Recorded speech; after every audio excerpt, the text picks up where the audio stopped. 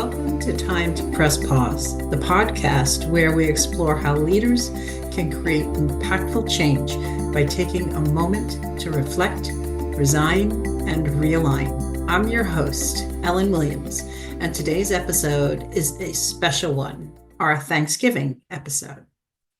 Thanksgiving is a time of gratitude, togetherness, and reflection, but this year it feels a little different. Around the world, we're witnessing unprecedented conflicts, divisive rhetoric, and mounting challenges. These events remind us of how fragile peace and communication can be. As leaders and family members, and as individuals, we have an opportunity and perhaps even a responsibility to press pause and find ways to create unity, understanding, and resilience in our own lives and communities. Let's start right at the Thanksgiving table. When was the last time you truly paused at a gathering? Not to check your phone, not to worry about work, but to listen, connect, and fully be present. Pressing pause this holiday season could mean gratitude over grievance, curiosity over criticism, and love over conflict. Imagine what a difference that could make, not just in your family, but in the ripple effects it could create in the world. During season 1, I was blessed with the guests who delivered truly transformative conversations here at Time to Press Pause. On this episode, I want to share a few lessons that I feel are relevant for this holiday season. These stories were deeply personal and profoundly universal. The first is from episode number 1. It's classy to press pause with Stephen Foster, founder of One Golden Nugget. I think society actually doesn't, it kind of weighs heavy on you that actually you should be making these decisions. You must keep going. You must speed. Great leadership these days and building a company isn't about that. It's about the power of the pause, and it's slowing down as things speed up in this digital world, right? I don't think our brains are capable of keeping up with that. You know, we still have the brain we had back from when man was just crawling out of his cave. Just don't think we're able to keep up at that pace. But that's for people to make their decision and say, actually, yeah, that's what I'm going to do. This is how I'm going to run my life. This is how I'm going to build my life, whatever I'm doing. And it's not based on anyone else's agenda or their expectation of you. Forget that. That we had a great nugget once that there is momentum in stillness. You know, if you think about time, and really time is an illusion to because there's only ever the present moment, right? The future and the past are just illusions. You know, the past is gone and the future hasn't arrived yet. So there's always just the present moment. Yes. And what I've learned from doing Nugget is in that present moment, it's about raising vibration and energy so that you move up. Having that stillness and being very much in the present moment allows you to hear, because life is constantly feeding back, right? The universe is constantly giving you clues and feedback. So being still and being very present allows you to elevate in that position rather than, some point in the future, it's all this is going to happen. This is, no. It's always only the present moment. Being mindful and being very, very present in that moment and listening to what the feedback of life is and then making a decision, from then. Stephen's advice and energy leads right into the next lesson from episode 3, Tired of Being Tired with Ben Renshaw, founder of Ben Renshaw Limited and best-selling author of 6 books, including How to Be a CEO. Energy management is vital, and there are 4 lenses to look through for energy management: physical, emotional, psychological, and spiritual. For me, it's about really ensuring you're looking after your physical energy, your emotional energy, your mental energy, psychological energy, and spiritual energy, which very much for me has to do with things like inspiration and your values. So energy, meaning, this for me is absolutely vital. Press pause to really understand what is meaningful for you. Where do you get meaning from in your work? As an example, the idea of retirement is a total joke for me. It's like, if you love what you do, why would you ever want to stop doing what you love? I mean, I have no concept of retirement, and I coach, many CEOs who, when I start working with them, they're literally waiting to retire. I remember one CEO, 50 years old, really miserable in his role. And I said, what's your best bet for happiness? And he just said, retirement, 10 more years of misery, and then watch me, I'll have a great life. This is crazy. This isn't, madness. It's really challenging people to understand where they get their meaning from. So what we then did was, I really held up that lens for him. And what he recognized, actually, there were multiple ways that he derived tremendous meaning, from his work and his life. So we just landscaped everything as a father, as a partner, with friends, community, and then obviously as CEO, as a board member in the community, with investors, shareholders, colleagues, customers, really defining what is success looked like for him, what was really meaning, what was the difference he wanted to make. And then that leads to the third area, which is about impact. And really, what is that value? What is that impact? What difference do you want to make in the world? And as a CEO, it's critical to be very, very closely connected to that, because the risk of being, pulled from pillar to post, everybody wants something of you. Your ability to be very clear where you get your meaning from, that will sustain you. The value of Ben's lesson cannot be overstated. Continuing on this theme, let's listen to a powerful clip from episode 26, Be Agile, and focus on the what, not the how, with Julie Thomas, President and CEO of Value Selling Associates. Sometimes you win, sometimes you learn. Many of the mistakes that I make is where I'm spending my time. My time is my scarcest resource. Of course, I scrutinize the financial investments that I make and where we're spending our money. And I think I'm a good steward of the resources we have in this business. But my time, I can make more money. I can't make more minutes in the day to get things done. And when you're an entrepreneur or in a small business, CEO does not stand for Chief Executive Officer. It stands for Chief Everything Officer. When I catch myself having an opinion on what color the coffee mugs are going to be in our next client giveaway, I want to just kind of slap myself silly and say, at the end of the day, does it really matter? I've got some creative people on my team that can make that decision. It does not need to involve me. And when you empower your team, there's a difference between delegation and abdication. I don't have to micromanage to ensure that people are on track for the milestones and the deliverables and the goals that they're signing up for. And then let them go do their thing and know that they can trust to escalate to me when they need help or resource, or they need to communicate that something's not on track without getting their head bit off. I totally agree with Julie on the importance of paying attention to how we're spending our time, especially at this time of year. The next clip is from episode number 13, Ask for Advice, with Paul Dupuis, CEO of Take 5 Global, as he shares the meaning of CEO.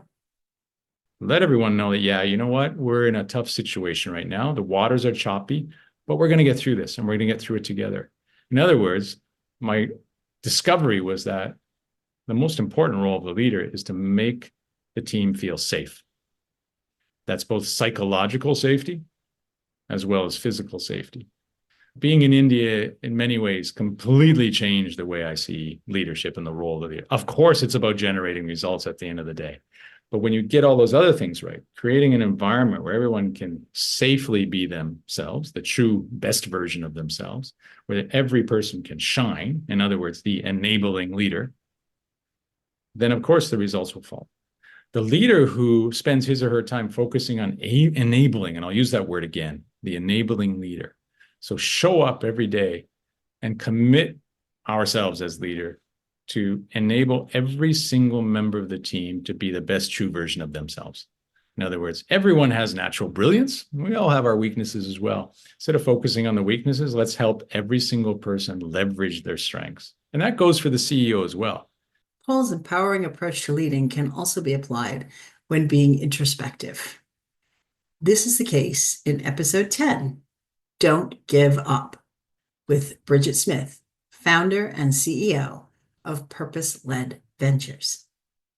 The story itself is what people may have all kinds of pauses and stops and challenges in life, but when you are resilient and you are prayerful, your path, doors will open, windows will open, opportunities will find you, as long as you stay true to who you are and know who you are and where you're going. And I didn't know where I was going, to be clear. I just knew that I had gifts and talents. And my gifts and talents were communication and writing. And I had one person say yes to me, not two, not three, just one. And then that door opened up other doors. So it is important when you have a hard stop or a pause to not give up. I was on my back for a week and I lived a lie with my past husband for only 5 days. And then when I got back on my feet, he didn't even notice that I wasn't even at the corporate office anymore. Because things were kind of normal, back to normal, if you will, because I kept getting dressed, taking our son to daycare and going to wherever I needed to go to write my press releases. I did it. So at the end of the day, the hard stop, the pause was a blessing, because I probably would have stayed at that company as long as, oh my goodness, I can't even imagine the life I would have had I stayed at this company and been a 30, 40-year employee. Don't give up. Bridget's perseverance and drive allowed her to create something that she loves. Let's continue the road to happiness as we listen to episode 5.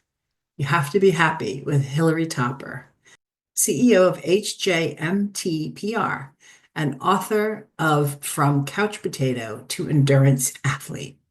It's something that I really love and makes me feel good, both physically and mentally. As I started getting really into this, the business started to go downhill a little bit. And we ended up where I wasn't going out and hustling as much as I was before. Right. And we ended up getting a smaller office. And then eventually I moved the offices back into everybody to the home. So I still have a few people working for me, and everybody works out of their home at this point.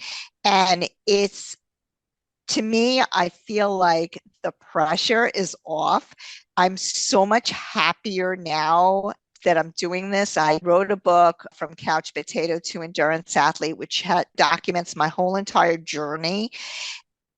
Adding to Hillary's story of staying true to what makes her happy is this lesson from episode 24, Delegate and Elevate Your Team, with Bryn Gibbs, CEO of Consumer Fusion. How I was struggling, just trying to hang with everyone around me. And this book, Gap in the Gain by Dan Sullivan, completely shifted my mindset. It is all about measuring back and looking how far you've come and celebrating the wins on the daily, which I had moved away from. I had let other people kind of unintentionally set these goals for myself and the company that weren't necessarily what I wanted.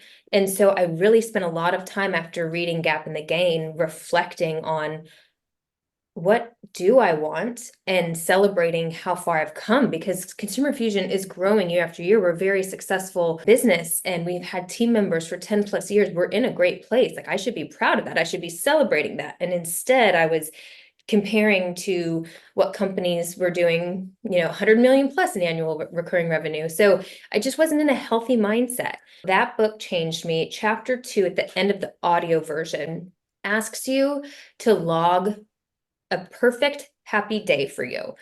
And it's so funny because when I did that, nothing about it had anything to do with materialistic things. It all had to do with relationships and health and just joy. And that really shifted my mindset and actually like my long-term vision of being the architect of my own life.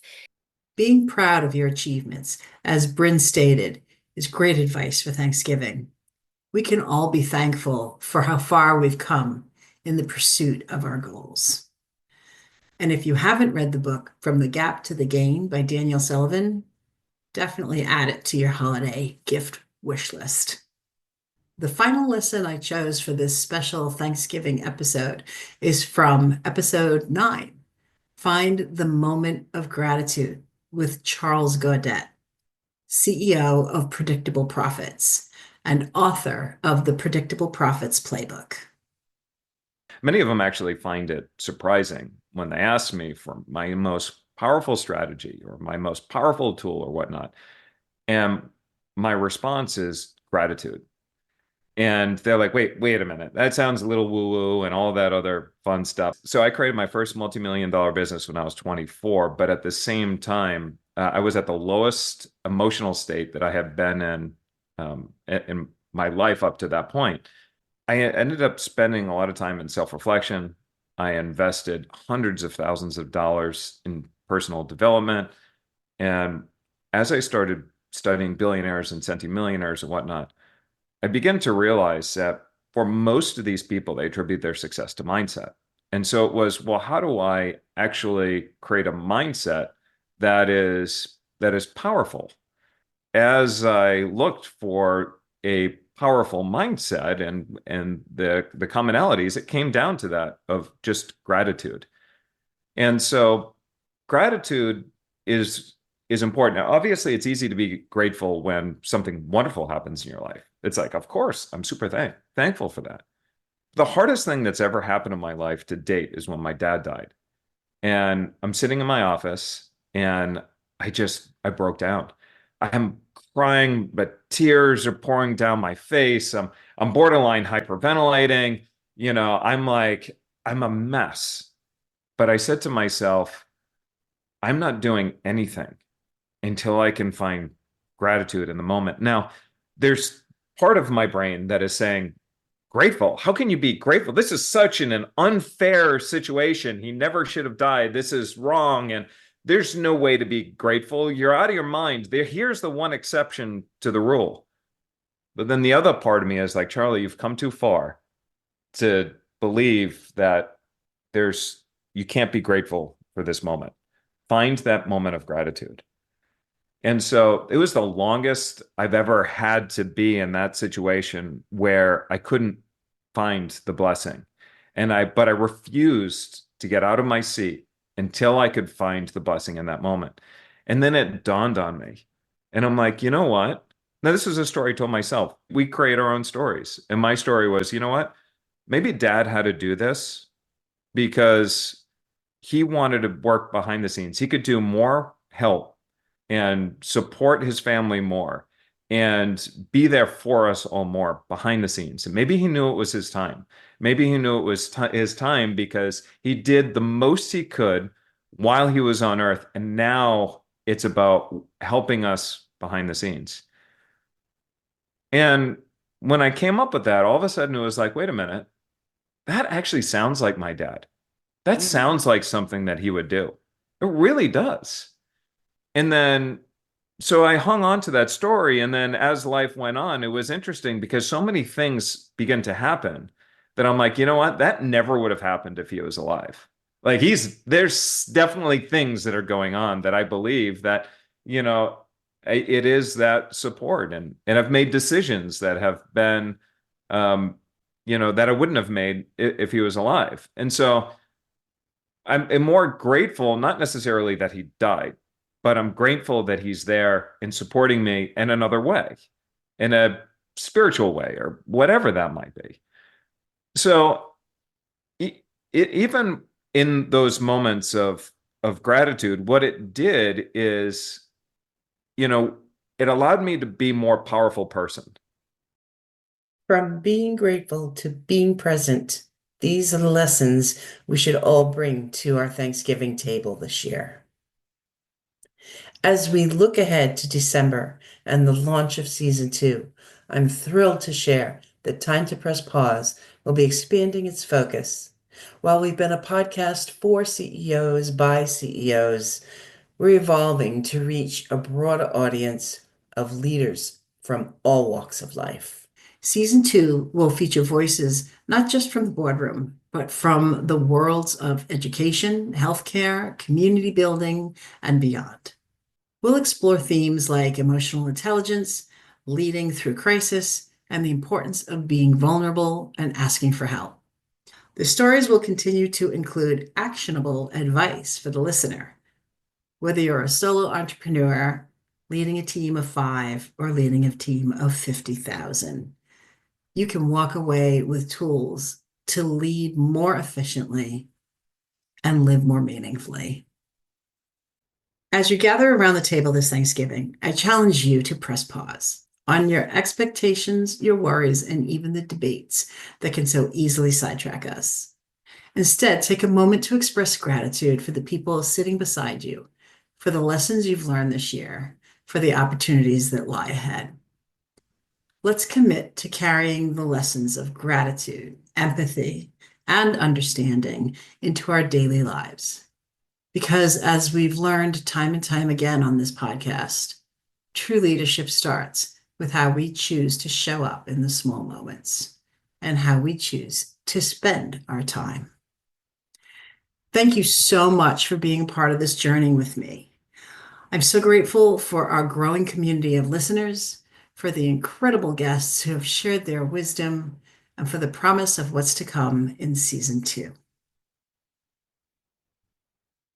Wishing you and your loved ones a peaceful, joyful Thanksgiving. And remember, the power to press pause is always within your reach. Until next time, I'm Ellen Williams, and this is Time to Press Pause. See you in December.